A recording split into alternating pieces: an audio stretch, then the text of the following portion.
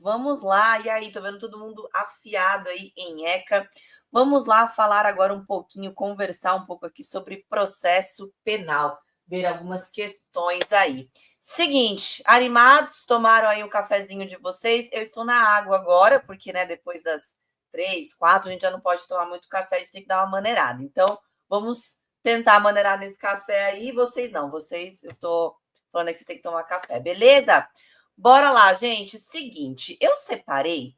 Tem muita coisa de processo penal, né? Eu sei que tem muita coisa. E aí eu sei que vocês ficam assim, meu Deus do céu, como é que eu vou revisar tudo isso?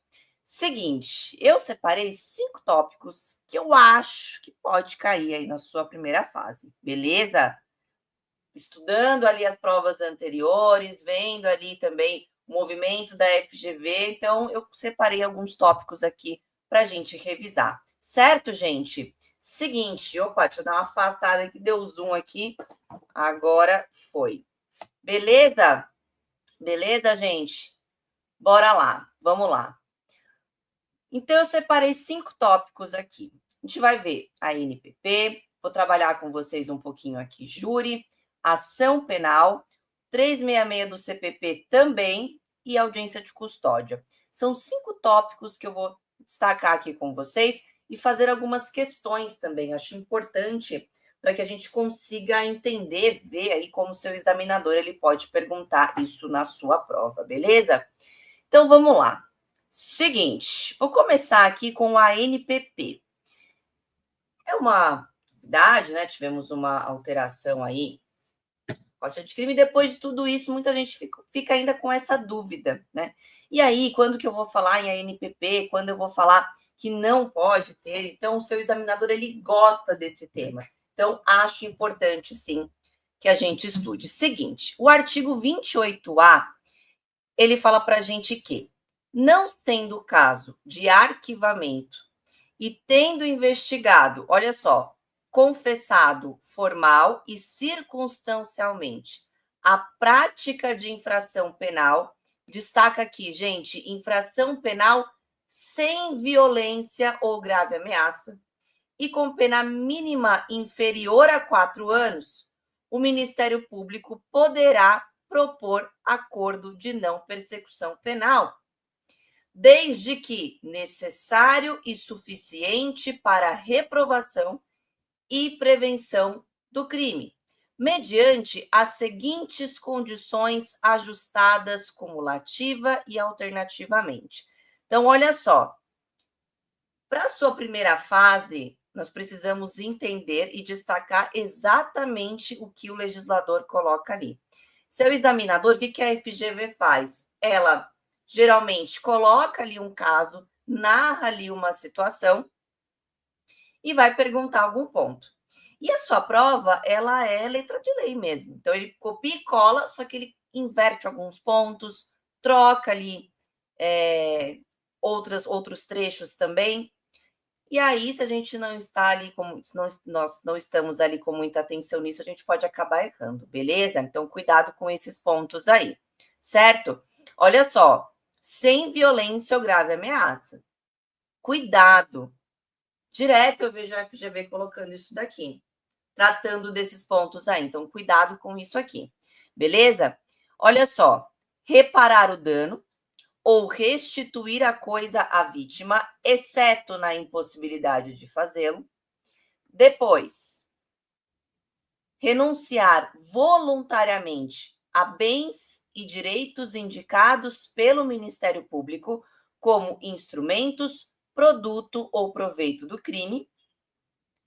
Prestar serviço à comunidade ou a entidades públicas por período correspondente à pena mínima cominada ao delito, diminuída de 1 a 2/3. Pagar prestação pecuniária, beleza?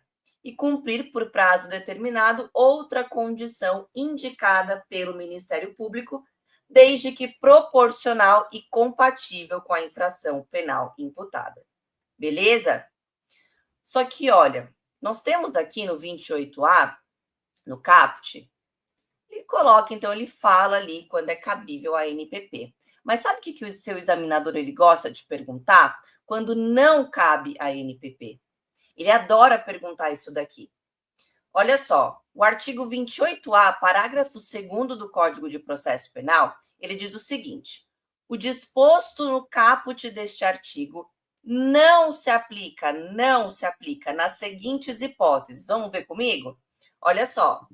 Se for cabível transação penal de competência dos juizados especiais criminais, nos termos da lei. 2. Se o investigado for reincidente ou se houver elementos probatórios que indiquem conduta criminal habitual, reiterada ou profissional, exceto se insignificantes as infrações penais pretéritas. Sabe o que ele vai colocar? Sabe o que ele vai colocar? Ele vai falar assim, ele vai falar que ele não é reincidente. E que aí não poderia. Então, ele troca. É aí que o seu examinador, ele pega. Ele troca alguns pontos. Beleza? Então, cuidado com isso aí. Deixa eu ver, Amanda. Isso mesmo. Beleza? Deixa eu voltar aqui. Podem mandando as perguntas no chat, gente, que eu paro e leio depois, tá? Fiquem tranquilos. Depois, também não vai ser possível quando o agente ele foi beneficiado nos 5 anos anteriores ao cometimento da infração, em acordo de não persecução penal, transação penal ou suspensão condicional do processo, e nos crimes praticados no âmbito de violência doméstica e familiar ou praticados contra a mulher por razões da condição de sexo feminino em favor do agressor. Beleza? Ok? Então, olha só, vimos quando é possível, beleza? E vimos aqui quando não cabe. Vamos analisar, então, vamos ver como o seu examinador ele pode cobrar isso daqui na sua prova. Eu coloquei outros pontos também, tá? Olha só, o parágrafo 12 diz que a celebração e o cumprimento do acordo de não persecução penal não constarão de certidão de antecedentes criminais. Parágrafo 13, cumprido integralmente o acordo de não persecução penal, o juízo competente decretará a extinção de punibilidade. Beleza? E o parágrafo 14, no caso de recusa por parte do Ministério Público em propor o acordo de não persecução penal, o investigado poderá requerer a remessa dos autos a órgão superior na forma do artigo 28 deste Código. Vamos lá, vamos fazer a primeira questão. A primeira questão, ela diz o seguinte: o que a FGV faz? Ela coloca ali, como eu falei para vocês, geralmente enunciados ali mais longos. O que acontece? Ela narra ali situações, coloca um enunciado muito longo e coloca ali muitos personagens. Sabe o que acontece? A gente simplesmente começa a se perder ali. Você está lendo o começo, aí você fala o Arthur, ele começa, né? Arthur, Bruno, Fernando e Camille. Lá no final, você já não sabe quem é quem. Então, olha só. Ele diz que o Arthur, Bruno, Fernanda e Camille foram acusados de furto simples praticado em 2020. Furto simples praticado em 2020, beleza? E aí você vai falar assim, tá, e daí? E daí? Existe aqui algum ponto, né? Porque quando eu falo na prática aqui de furto simples, você está pensando no Código Penal, você está pensando no artigo 155 do Código Penal, e aí você está lembrando, tá? Se eu estou falando de ANPP, ele está perguntando da pena, ele quer saber a pena.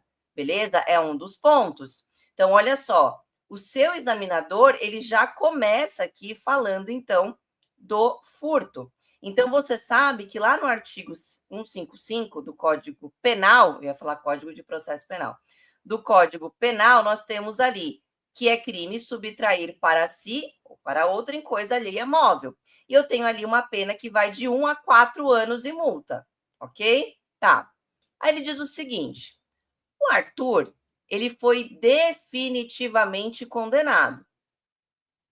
Bruno foi condenado, porém recorreu e ainda não houve decisão definitiva. Olha só, o que eu percebo? Estou fazendo minha prova. Começo a analisar, beleza. Então, o meu examinador, ele está falando de cada um deles e está mencionando aqui se alguém foi ou não definitivamente condenado. Então, olha só, se o Arthur foi definitivamente condenado, significa, então, que ele é incidente. Segura aí. O Bruno, ele foi condenado, mas ele recorreu e ainda não houve decisão definitiva. E aí? Presunção de inocência, não posso falar, ainda não existe uma sentença, uma condenação com trânsito em julgado.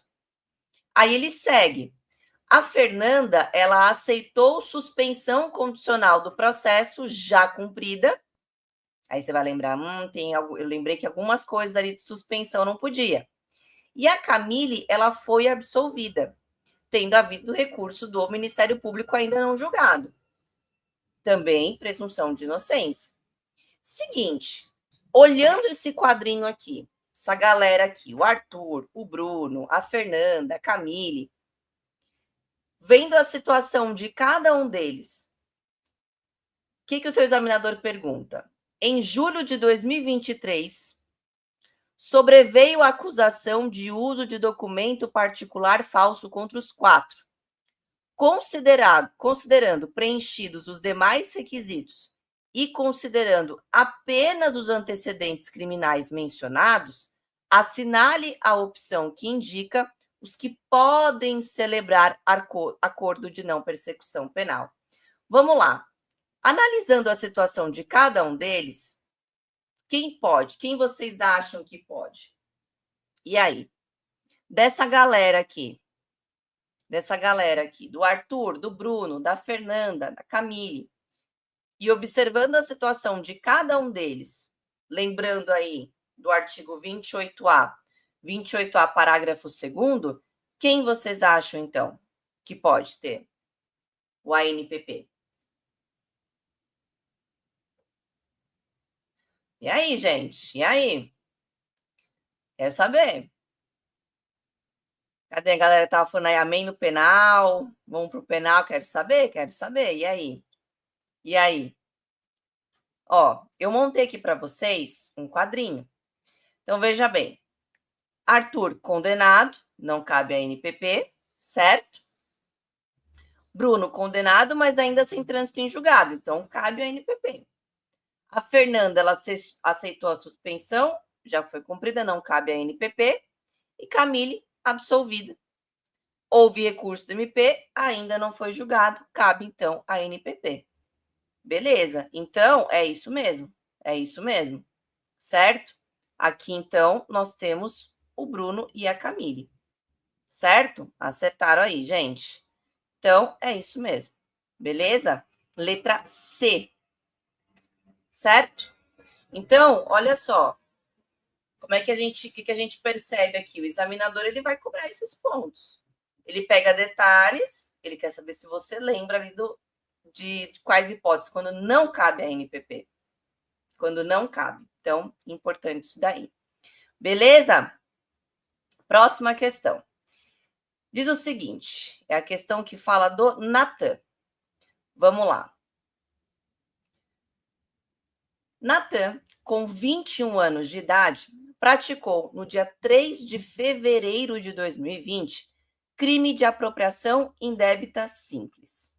Considerando a pena do delito e a primariedade técnica, já que apenas respondia outra ação penal pela suposta prática de injúria racial, foi oferecida pelo Ministério Público proposta de acordo de não persecução penal, que foi aceita pelo agente e por sua defesa técnica. Então, olha só, o enunciado ele está falando para a gente que houve aqui a proposta de acordo e que foi aceita. Beleza.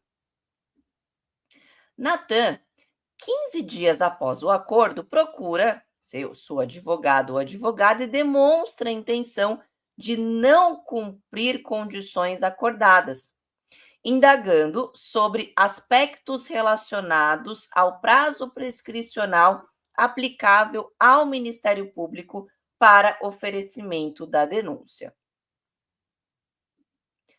E aí, o que a gente tem que observar? Ele vai perguntar para a gente aqui, né? O advogado de Natan deverá esclarecer. Seguinte, aqui o seu examinador, ele cobrou 2 pontos. Então, ele fala do ANPP, mas ele vai trabalhar ali a prescrição. Então, por que eu trouxe essa questão? Porque nós temos que entender que temos questões que trabalham mais de um tema, mais de uma temática, certo? Então, olha só, o artigo 116, 4, ele diz que antes de passar em julgado a sentença final, a prescrição não corre, enquanto não cumprido ou não rescindido o acordo de não persecução penal. E aí, vendo aqui as alternativas, acabei colocando já a resposta. Então, ele deverá esclarecer que, enquanto não cumprido o acordo de não persecução penal, não correrá o prazo da prescrição da pretensão punitiva. Porque o Natan estava querendo, então beleza, corre a prescrição, não vou cumprir. Aí seria muito fácil, né? Seria muito fácil. Beleza? Então, coloquei aqui mais uma questão para a gente analisar esse tópico aí. Olha só, agora eu vou falar um pouquinho com vocês. E alguns pontos aqui interessantes para a gente destacar quando nós trabalhamos, quando nós falamos aqui sobre a NPP, tá? E aí eu acho interessante só a gente fazer aqui uma breve revisão sobre isso, tá? Primeiro ponto, né? Qual o recurso da decisão que recusa a homologação proposta de acordo de ANPP? Eu vou falar em rese. Então, se eventualmente seu examinador ele quer saber ali o recurso, lembra do rese, beleza? Outro ponto, e é um ponto importante que de vez em quando eu vejo aí caindo, o seguinte: cabe à ANPP em crime culposo com resultado violento? Você vai falar, como assim? É isso, né? Nós vimos o artigo 28A, então olha só, deixa eu colocar aqui. Nós vimos aqui o 28A, deixa eu voltar aqui. Nós vimos o quê? Lá no comecinho. Que, não sendo caso de arquivamento e tendo investigado, confessado, formal e circunstancialmente, a prática de infração penal sem violência ou grave ameaça. Só que eu estou falando o seguinte, eu estou falando de um crime culposo. Culposo. Como assim? Imagine um homicídio culposo no trânsito. E aí? Sim, olha só o que a gente viu aqui. Quando tem violência ou grave ameaça, não cabe, mas eu estou falando de dolo. Agora, a título de culpa, cabe. Então, uma dica importante, vai que o seu examinador narra algo nesse sentido. Beleza? Então, cuidado com esse ponto aí. Certo, gente? Então, era isso que eu queria trabalhar com vocês sobre a ANPP. São vários pontos, né, em relação ao processo penal, então eu destaquei alguns que eu estou sentindo que podem cair, que pode cair, beleza? Olha só. E aí eu trouxe aqui uma questão, agora eu vou falar de júri, tá? Vou para o tópico 2 aqui, a dica 2, que é o procedimento especial do Tribunal do Júri. Seguinte, e aí eu trouxe aqui uma questão. Ela fala aqui: Daniel foi denunciado pela prática do crime de instigação ao suicídio. Após a fase de instrução, o juiz pronunciou o réu, afirmando ser Daniel totalmente culpado da prática do crime e que qualquer jurado teria a obrigação moral de reconhecer provada a materialidade e a autoria.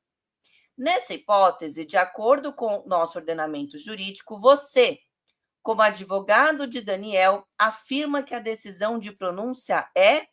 Então, vamos lá. É legal ou não é legal? Seguinte, o que vocês acham? Que essa decisão de pronúncia, que ela está correta ou não? Vamos conversar um pouquinho aqui sobre o tribunal do júri. Quando eu falo de tribunal do júri, eu tenho aqui um procedimento bifásico. Então, eu tenho duas fases. O pessoal falando, não é legal. É isso aí. Seguinte, eu tenho duas fases. É importante, já vou fazendo aqui, dando algumas dicas para a gente levar para a nossa prova aí no domingo. Então, olha só. Na primeira fase, que nós chamamos de judicium accusationis, ela vai lá do recebimento da denúncia até o trânsito em julgado da pronúncia, beleza? E a segunda fase, que vai da pronúncia até ali o julgamento em plenário. Quando nós falamos em júri, eu quero que vocês pensem no seguinte, lembrem de um ponto. Vou falar sobre isso também, Amanda. Aguenta aí. Quando eu falo de tribunal do júri, a instituição do júri, ela é informada por 4 princípios. E esses princípios, eles estão mencionados lá no artigo 5º da Constituição Federal. Então, a gente vai lembrar de plenitude de defesa, sigilo das votações, soberania dos vereditos, além de ter essa competência mínima para julgamento dos crimes dolosos contra a vida. Beleza? Beleza? Primeira pergunta que eu faço para vocês: crime pré-ter-doloso vai para júri? Pré-ter-doloso vai para júri? Imagine uma lesão corporal com resultado morte, né? Seguida de morte. Lesão corporal seguida de morte, vai para júri? Olha só, quando eu falo aqui em lesão corporal seguida de morte, o dolo está na lesão corporal e existe a culpa na morte. Aí não é júri, tá? É competência do juiz singular. Então, cuidado como isso pode aparecer numa prova para vocês, beleza? Olha só, a partir do momento em que encerra a instrução, então pensa o seguinte: nosso amiguinho Mévio, certo? Nosso amigo Mévio, que a gente usa aqui nos exemplos, ele pratica um crime, beleza? O fato criminoso aqui. E aí eu quero que vocês já comecem a entender a forma que a gente vai trabalhando o processo penal. Porque entender processo penal é justamente traçar essa linha do tempo, entender o momento que você está. Então, pense o seguinte: Mévio cometeu o crime aqui, beleza? O fato criminoso aqui. Aí temos os desdobramentos, pensa, vai ter a prisão em flagrante, não vai ter. Ok. Seguiu aqui. Temos o inquérito policial, relatório, vai para o Ministério Público. O Ministério Público, ele oferece, então, a denúncia. Essa denúncia é recebida, determinada a citação, o nosso amigo Mévio vai apresentar ali a resposta à acusação, temos, então, a instrução, alegações, passa para a decisão, beleza? Só que nessa decisão, estou falando de júri, e eu falei para vocês, olha, júri, eu tenho aqui o procedimento bifásico. Essa decisão do juiz agora não vai ser de condenar. Ele não vai falar assim, olha, seguinte, eu agora tenho que condenar. Por quê? Porque está provado que ele cometeu este crime. Não, porque a competência para julgar os crimes dolosos contra a vida é de quem, gente? É de quem? É do tribunal do júri, dos jurados que vão dizer, olha, o nosso amigo Mévio aqui, né, no nosso exemplo, o Mévio, ele foi ou não culpado desse crime, são jurados, beleza? Então, quando eu falo que o juiz ele vai decidir aqui, ele vai apenas, nós temos 4 possibilidades de decisões nessa primeira fase, ok? Ó, Amanda falando dos crimes aí. Gente, seguinte, quando eu falo em crimes dolosos contra a vida, é essa a ideia de entender por dolo.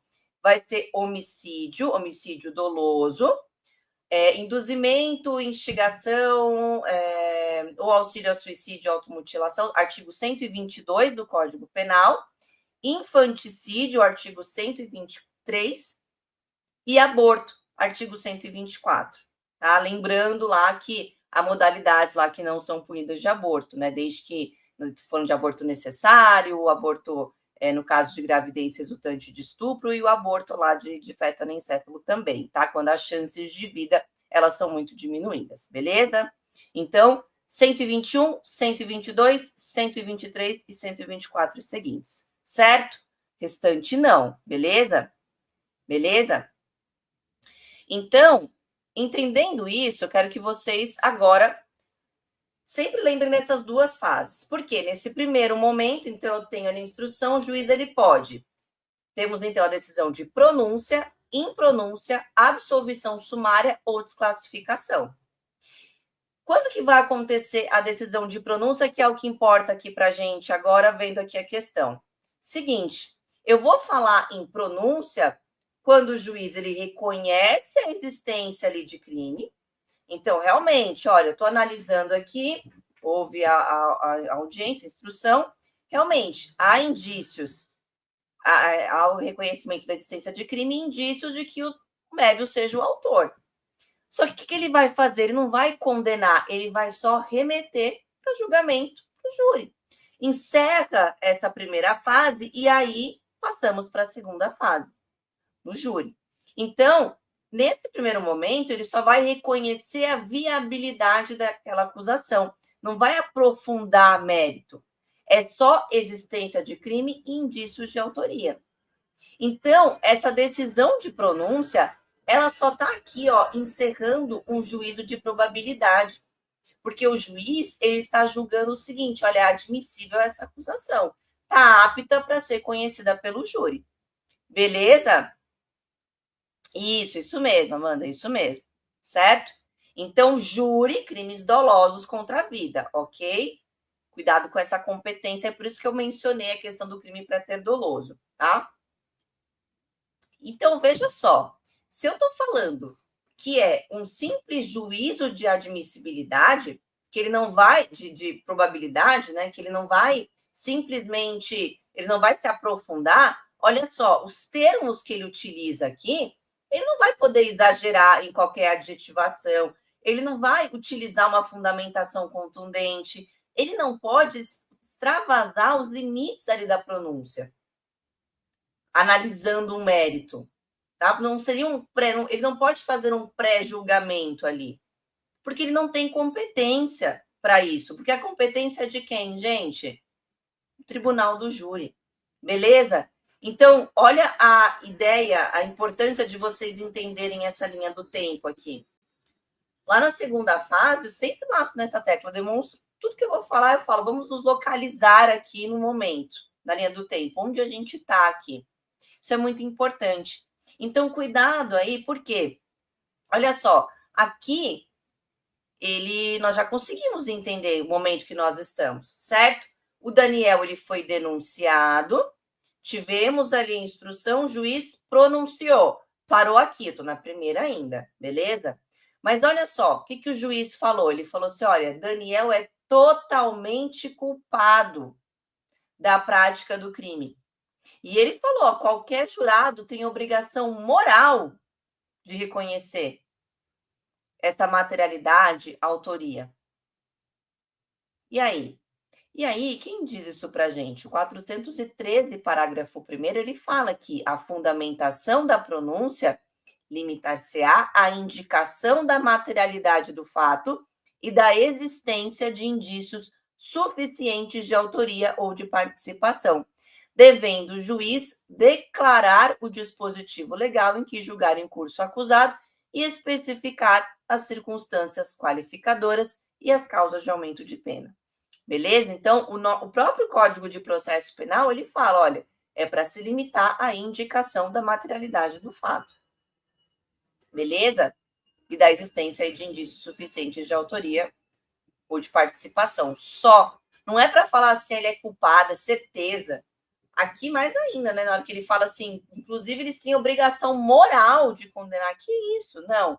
Beleza? Então, esse é o problema. Então, você bate aqui o olho nessa questão, você fala assim, tá, existe um problema. E me fala o seguinte, qual recurso cabível para reformar a decisão de pronúncia? Não estou falando dessa questão aqui, está perguntando se é legal ou não. Quando a gente fala em reforma da decisão de pronúncia.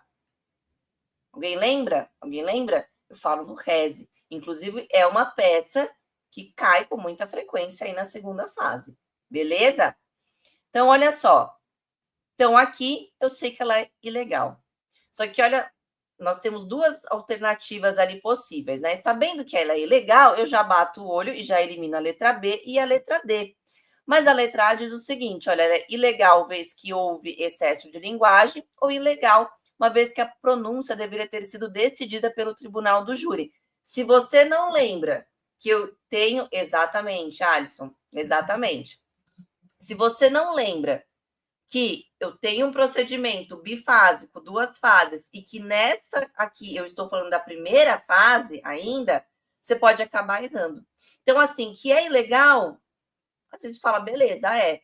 Mas aí você pode acabar, ao invés da letra A, escolhendo a letra C. Então, cuidado, porque essa pronúncia, ela é ali, ó, juiz togado, primeira fase. Beleza? Ok.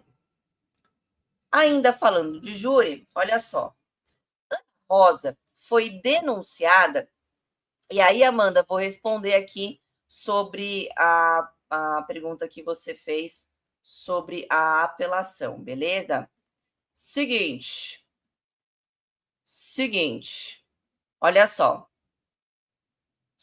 Ana Rosa foi denunciada perante o tribunal do júri pela prática de homicídio duplamente qualificado por ter sido praticado mediante tortura em razão da idade da vítima.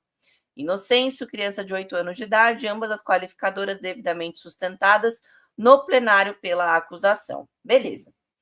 Olha só, o Conselho de Sentença respondeu afirmativamente aos quesitos de autoria e materialidade e negativamente ao quesito de clemência, reconhecendo ainda as duas qualificadoras.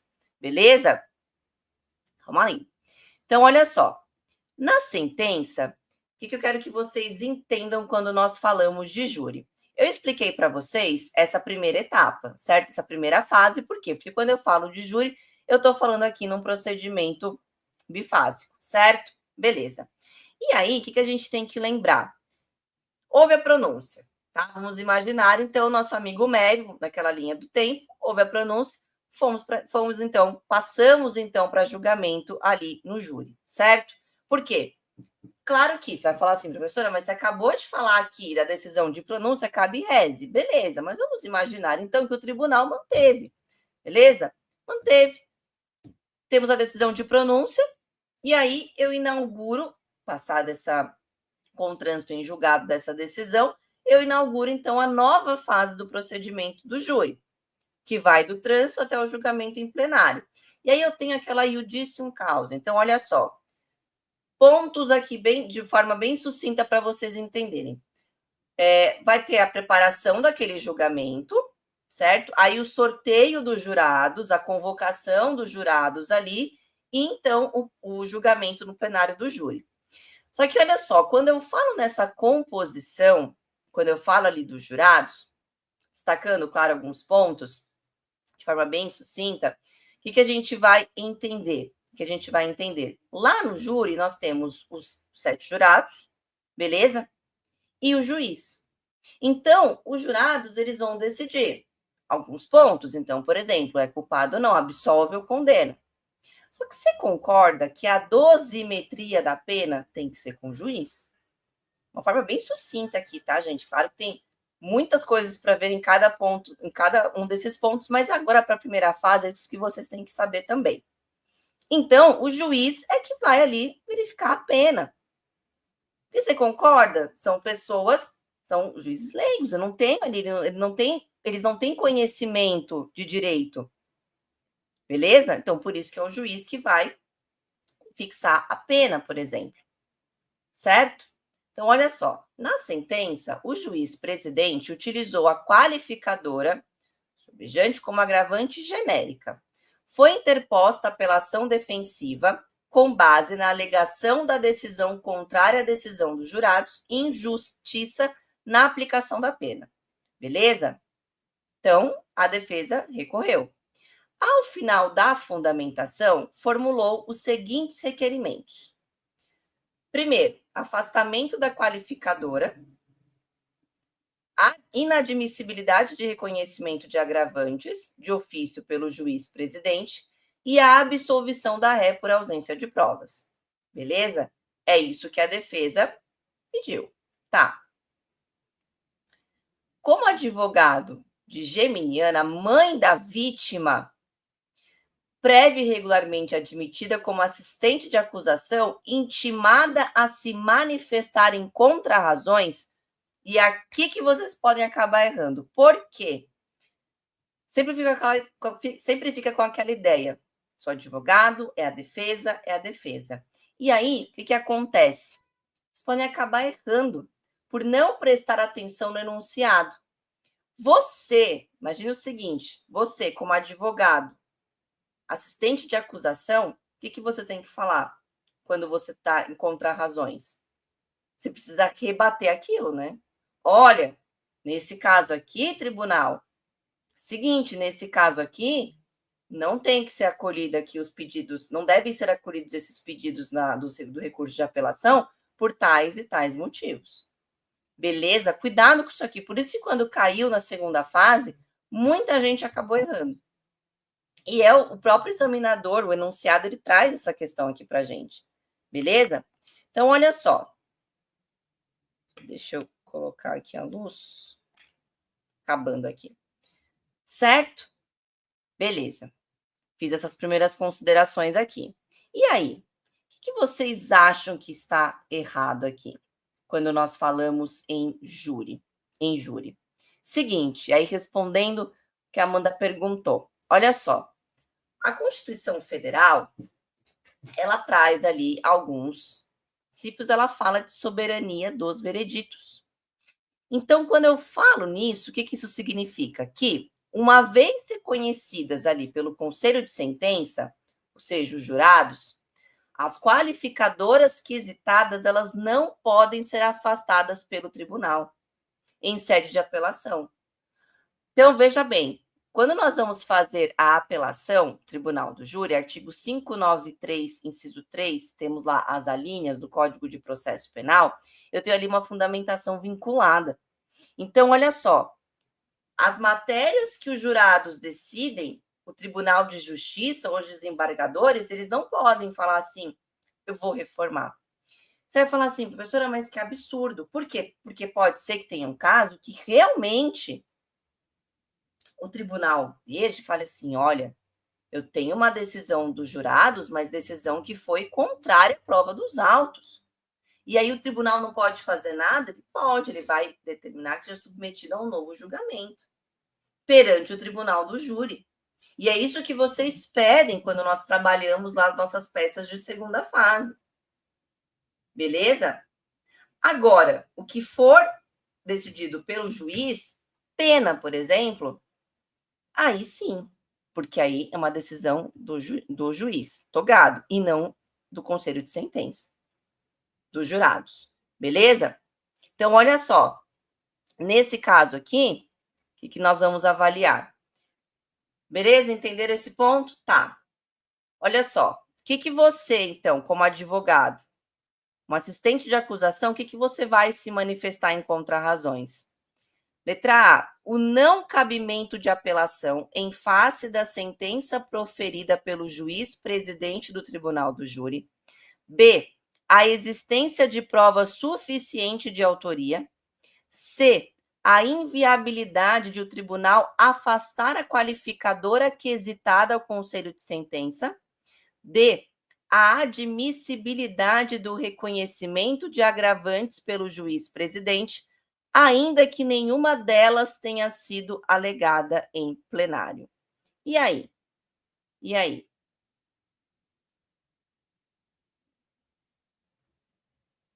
E aí, gente? O que vocês acham?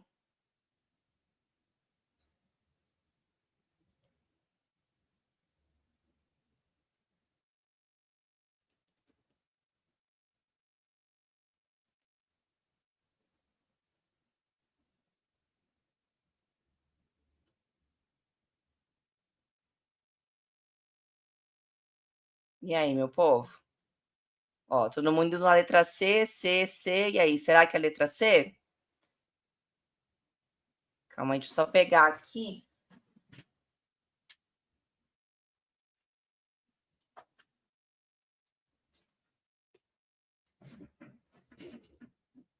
Peraí, meu povo, só ligar aqui a luz aqui na câmera que falhou.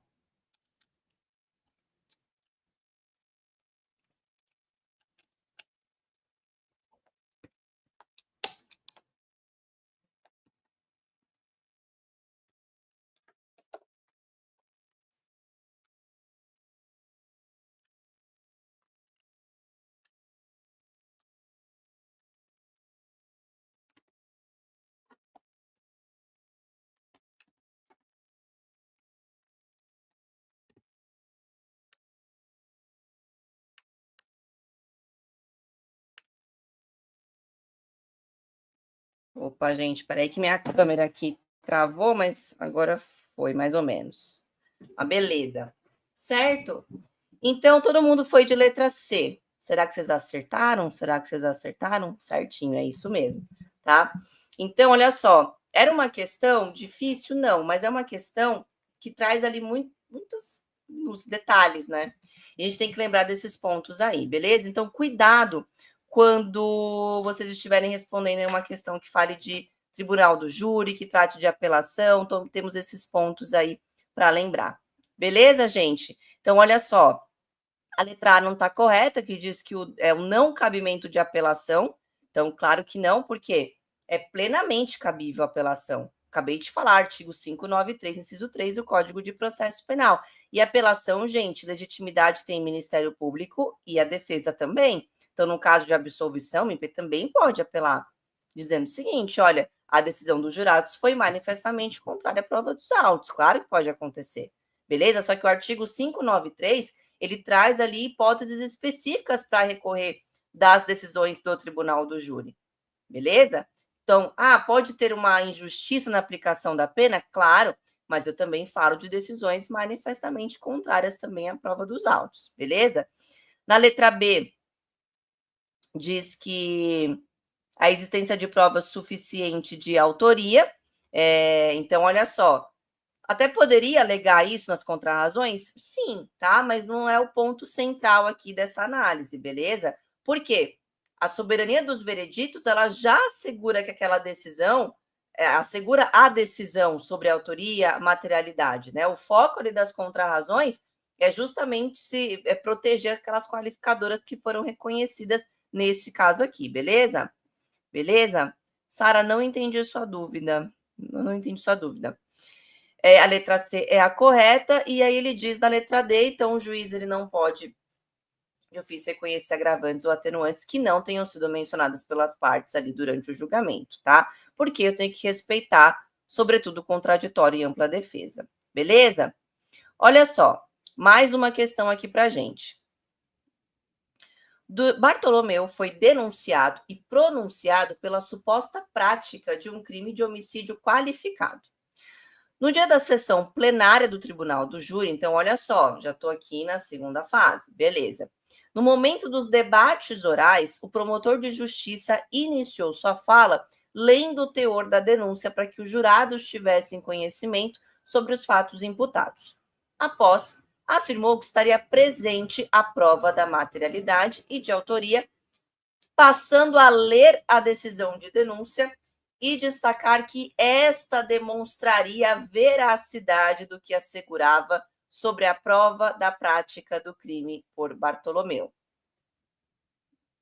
Por fim, Parquet leu reportagem jornalística que apontava Bartolomeu como possível autor do homicídio, sendo certo que tal documentação foi acostada ao procedimento 7 dias antes da sessão plenária, tendo a defesa acesso à mesma 4 dias úteis antes do julgamento.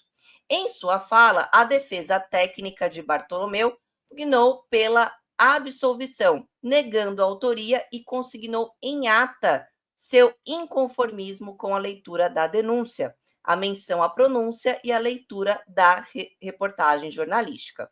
O réu foi condenado. Considerando as informações narradas, com base nas previsões legais e sob o ponto de vista técnico, no momento de apresentar recurso de apelação, o advogado de Bartolomeu poderá alegar a existência de nulidade em razão. Vamos lá. Letra A. Da leitura da denúncia, da menção à pronúncia e leitura da reportagem jornalística. B. Da menção à pronúncia e leitura da reportagem jornalística apenas. C. Da leitura da reportagem jornalística apenas ou da menção à pronúncia apenas. E aí? O que nós temos aqui neste ponto? Vamos lá. Vamos lá. A Amanda perguntando especificamente dos efeitos, né? Olha só, quando eu falo de apelação no processo penal, a apelação é um dos recursos ali cabíveis, né? Que vai possibilitar reexame da matéria, beleza? De toda a matéria ali de fato e de direito, certo? Então, olha só, isso vai permitir que o recorrente ele apele de toda a decisão ou de parte daquela decisão. Aí eu falo desse efeito devolutivo. Por que é um efeito devolutivo? Ele devolve ao tribunal aquela matéria que foi impugnada. Beleza? Eu estou devolvendo para o tribunal aquela matéria que foi impugnada. Certo? Esse é o primeiro ponto que você precisa destacar ali. Beleza? Eu acho que era esse a questão que você estava perguntando em relação a isso. Certo, Amanda? Me fala e dá um ok ali. Beleza? Ó, tá todo mundo falando aqui que essa aqui é a letra C. Letra C. Da leitura da reportagem jornalística apenas. Aqui, gente, olha só, olha só. Qual é o problema aqui, tá? Durante os debates, as partes elas não podem fazer, e aí, sob pena de nulidade, o Código de Processo Penal estabelece isso expressamente, fazer menção à decisão de pronúncia, tá? Fazer menção à decisão de fazer referência, né, à decisão de pronúncia, beleza? Então, olha só, a leitura da denúncia, ela não é vedada, beleza? Então, ele fala de leitura da denúncia, então por isso que não é a letra A, não é vedada. Além disso, gente, a reportagem, ela foi juntada no prazo legal também, né? A gente fala de 3 dias, ela foi juntada a 10, tá? Então, não há uma proibição. O problema aqui é a menção à pronúncia, tá? A reportagem não tem problema, foi juntada no prazo legal, beleza? Então, o problema aqui é fazer menção à pronúncia, certo? Beleza? Fechou, gente? Beleza, Amanda? Obrigada, obrigada. Então, aqui é a letra D, tá? Questão que, se você tá um pouquinho assim, você já erra, porque tem detalhes também, tem detalhes. Certo? Certo, meu povo? Vamos lá.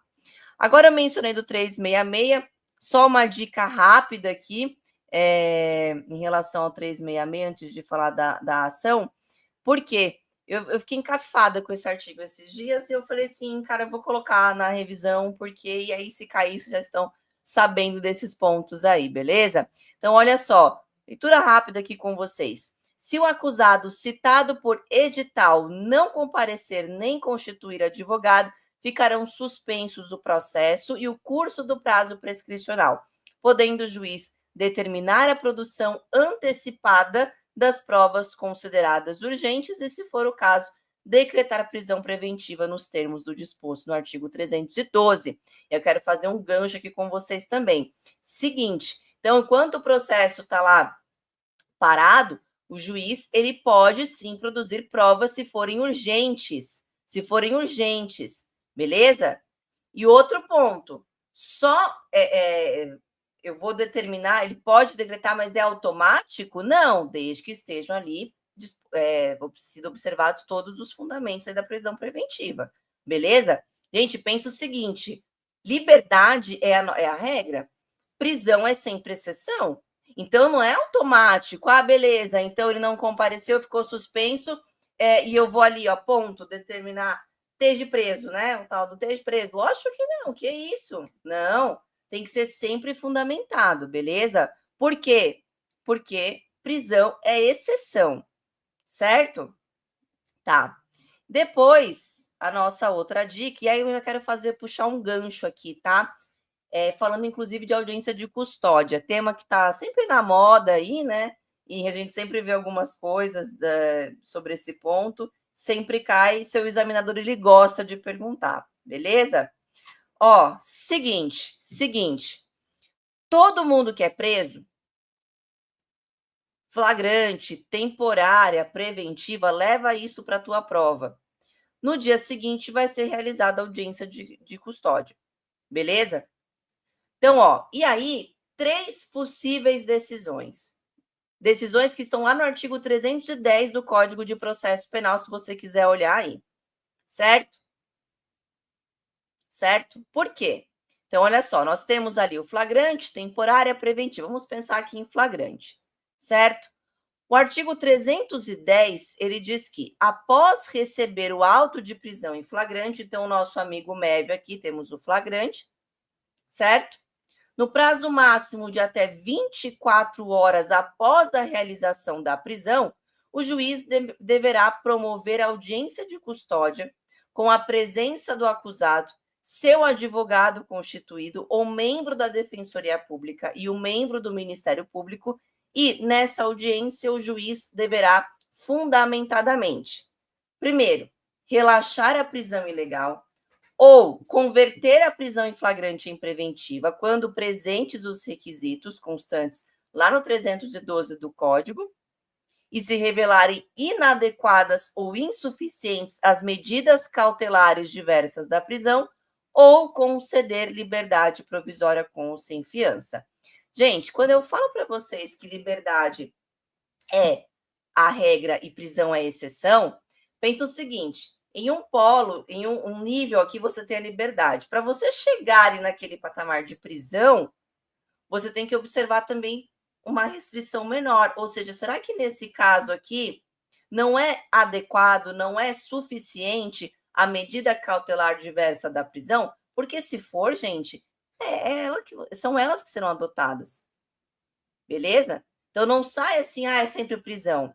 Antes, há um bom tempo atrás, era uma regra do tudo ou nada, ou era liberdade plena ou era prisão. Por isso que agora nós temos as medidas cautelares. Então, existe essa possibilidade justamente porque, gente, porque a ideia não falei para vocês que liberdade é sempre a regra e prisão é sempre exceção? Então, é justamente por isso, beleza? Então, cuidado aí com esses pontos, beleza, meu povo?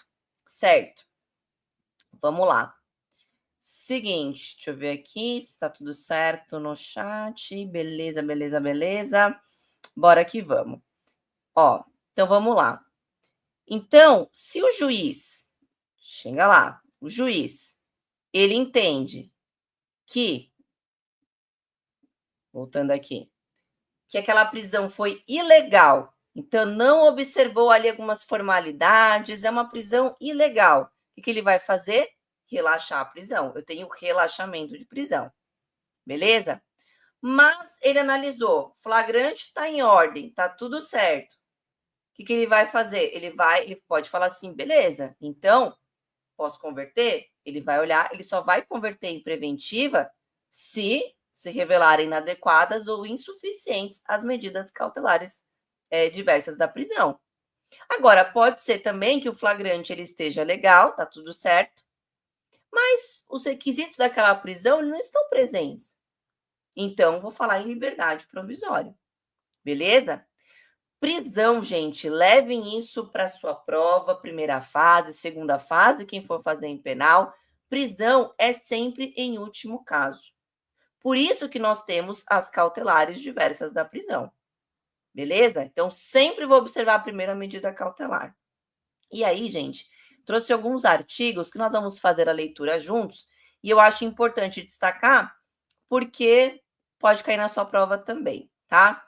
Então, olha só, o 311, ele fala para a gente que em qualquer fase da investigação policial ou do processo penal, caberá a prisão preventiva decretada pelo juiz a requerimento do Ministério Público, do querelante ou do assistente ou por representação da autoridade policial. Não cabe de ofício. Não. Está na sua prova que é possível de ofício, você sabe que está errada, beleza? Não pode de ofício, certo? Beleza. Depois, 312. Ele diz que a prisão preventiva poderá ser decretada como garantia da ordem pública, da ordem econômica, por conveniência da instrução criminal ou para assegurar a aplicação da lei penal, quando houver prova da existência do crime e indício suficiente de autoria e de perigo gerado pelo estado de liberdade do imputado. Então, é preciso que eu tenha aqui essa prova cabal da existência do crime, uma das hipóteses de cabimento aqui do 312 e também 313, certo? O 312, parágrafo 2º, ele traz um ponto muito importante também, que ele fala da contemporaneidade da prisão preventiva. Então, olha só, a decisão que decretar a prisão preventiva deve ser motivada e fundamentada em receio de perigo e existência concreta de fatos novos ou contemporâneos que justifiquem a aplicação da medida adotada. Então, aqui eu preciso dessa contemporaneidade da prisão preventiva. Não vale usar fatos antigos para fundamentar, beleza? Resumindo, a treta tem que estar rolando agora. certo? Agora, não confundam isso com a simples data, porque pode ser que você tenha ali um processo que não é agora, de agora, porém, agora é que está rolando o problema. Então, cuidado com isso, precisa analisar o caso concreto ali, certo? Ok. E o 313, então ele fala, nos termos do artigo 312, será admitida a decretação da prisão preventiva. Então, olha só, nos crimes dolosos punidos com pena privativa de liberdade máxima superior a 4 anos, se tiver sido condenado por outro crime doloso em sentença transitada em julgado, se o crime envolver violência doméstica ou familiar, doméstica e familiar contra a mulher, criança, adolescente, idoso, enfermo ou pessoa, com deficiência para garantir a execução das medidas protetivas de urgência, beleza? Olha só, não será. Então, olhando o 313, o que a gente tem que observar? Crime culposo não cabe preventiva. Cuidado, hein? Ponto importante que o teu examinador ele pode perguntar. Artigo 313, parágrafo 2º.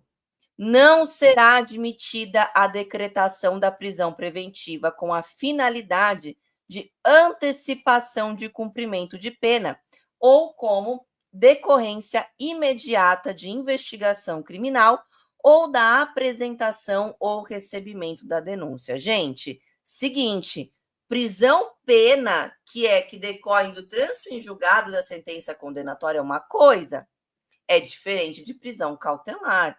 Por isso essa excepcionalidade, por isso que eu preciso observar esses pontos. Cuidado, hein? Cuidado com isso, certo? E a última dica daquele nosso quadrinho ali de dicas que eu separei para vocês, deixa eu só voltar aqui. Claro, né? O 314, ele diz que a prisão preventiva em nenhum caso vai ser decretada se o agente verificar pelas provas constantes dos autos ter o agente praticado o fato nas condições previstas. Então, quando eu tenho situações aqui de excludente de ilicitude, né? Obviamente não vai caber preventiva, beleza?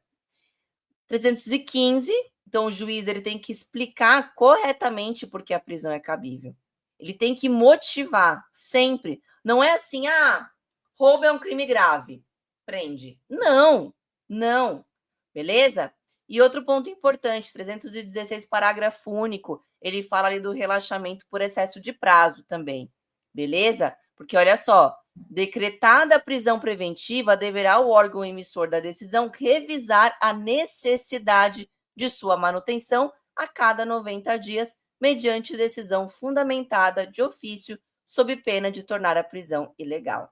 Beleza? Por quê? Não tem aquela contemporaneidade, então, por óbvio, ele precisa analisar se está presente isso ou não, certo? E aí, encerramos aqui, deixa eu só ver o nosso quadrinho, então, olha só. Vimos a NPP, júri, ação penal. Eu tinha separado porque eu falei assim, eu tenho que mencionar isso com vocês, tá? Cuidado, por quê? Se lá no artigo, ele consta que aquele crime, ele se procede mediante queixa, então eu estou falando de uma ação privada, e aí eu tenho uma queixa-crime. Agora, se ele se procede mediante representação, aí eu estou diante de uma ação penal pública condicionada, e aí vai ter denúncia do Ministério Público. Então, é o seguinte, se alguém te xinga aí no, sei lá, Instagram, tem injúria, ação privada. Então, se você não oferece queixa-crime, 6 meses contados do conhecimento da autoria, cadência. Beleza? É diferente aí da ação pública, certo? Beleza? Agora, se a ação é pública, aí eu tenho a decadência do direito de representação. O Ministério Público ele só pode oferecer denúncia se a vítima expressamente representar. Então, cuidado aí com esses 2 detalhes também. Então, é isso, gente. Eu separei aqui 5 tópicos, que tem muita coisa de processo penal, realmente. Então, 5 tópicos que vale a pena vocês darem uma lida de novo no material, olharem o artigo, olhar os slides aí também. Essa live, ela fica aqui salva, então se vocês quiserem depois ver de novo, fiquem tranquilos, beleza? Gente, muita calma. Eu sei que é um momento muito, muito difícil, a gente fica muito angustiado, eu sei disso, já passei por isso, sei como é. Mas fiquem tranquilos, respirem fundo, tá? Descansem também, a gente fica querendo às vezes. Então, assim, vejam, assistam aí as revisões, isso é muito importante, vai fazer com que vocês vejam alguns pontos, tirem as suas dúvidas também, mas lembrem-se de descansar, tomar café e água também, certo? E é isso, gente.